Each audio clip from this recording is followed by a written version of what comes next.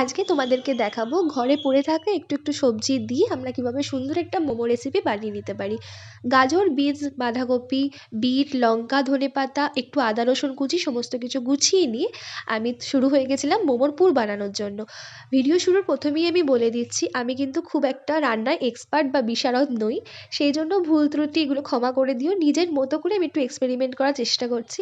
প্রতিদিন আমার মা ঠাম্মাই বেশিরভাগ সময়টা রান্না করে, কিন্তু আমি তো বড় হয়ে গেছি, ওদের তো একটু রেস্ট দেওয়া মাঝে মাঝে উচিত।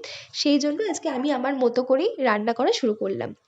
দেখো, ফার্স্টে একটু পেঁয়াজটা ভাজা ভাজা করে নিয়েছিলাম, পেঁয়াজ লঙ্কাগুলো, এবং একটু নুনও তার সাথে দিলাম।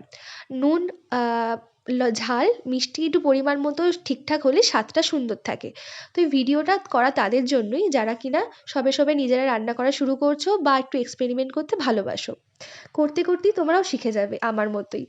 তো চলো আমরা দেখা যাক যে একটু, দেখো পেঁয়াজ লঙ্কাটা একটু একটু ভাজা ভাজা হয়ে গেলে তারপর এক একটা করে সবজি আমি তুলে দেবো। আমি দেখছিলাম যে ভাজা ভাজা হচ্ছে কিনা।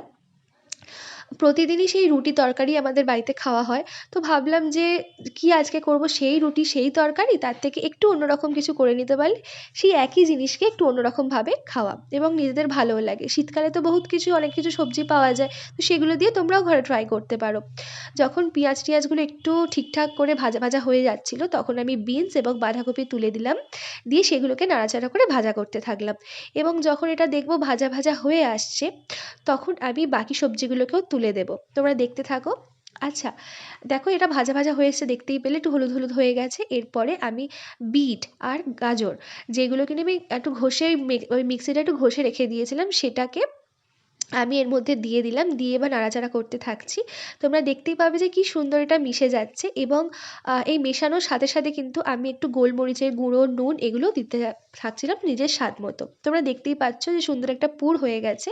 যদি তোমরা চিকেন করতে যাও তাহলে চিকেন একটু সেদ্ধ করে নিয়ে তোমরা অবশ্যই করতে পারো দিয়ে। আচ্ছা, নিজের মতো করে কিন্তু আমি এটা ডিজাইন করেছি, এটা কিন্তু কোনো এক্সপার্ট হাতের কাজ না। আর যে অবশিষ্ট সবজি ছিল সেগুলো দিয়ে আমি একটা স্যুপও বানিয়ে নিয়েছিলাম, এটা দিয়ে যদিও মা হেল্প করেছে।